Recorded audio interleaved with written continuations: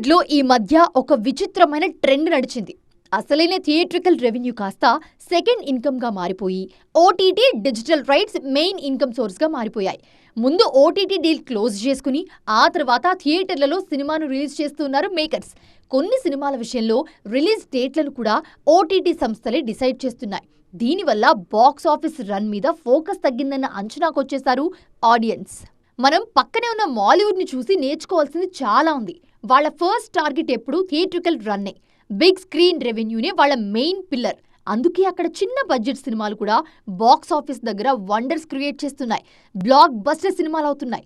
మన దగ్గర కూడా కథను, థియేటర్ ఎక్స్పీరియన్స్ని నమ్ముకుంటే ఇండస్ట్రీకి మళ్ళీ గోల్డెన్ డేస్ రావడం గ్యారంటీ. ఇన్నాళ్ళు ఓటీటీల మీద భారీగా ఆశలు పెట్టుకున్నారు మన నిర్మాతలు. కానీ ఇప్పుడు ఆ సంస్థలు కూడా స్ట్రాటజీలు మార్చాయి. మార్కెట్ టైట్ అవ్వడంతో మేకర్స్ డిమాండ్ చేసినంత ఇవ్వడానికి ఏ ఓటీటీ ప్లాట్ఫామ్ సిద్ధంగా లేదు. సినిమా రిజల్ట్, వ్యూయర్షిప్ బేస్ చేసుకుని లెక్కలు కడుతున్నాయి. దీంతో ఎక్స్పెక్ట్ చేసిన రేంజ్లో ఓటీటీ బిజినెస్ జరగడం లేదు. ప్రెజెంట్ ఆడియన్స్ ను థియేటర్లకు రప్పించడమే పెద్ద సమస్యగా మారింది. ఈ టైంలో థియేట్రికల్ రన్ కాదని, ఓటీటీల మీద ఎక్కువగా దృష్టి పెడితే కరెక్ట్ కాదన్న విషయం ఇప్పుడిప్పుడే మేకర్స్ కు అర్థమవుతోంది.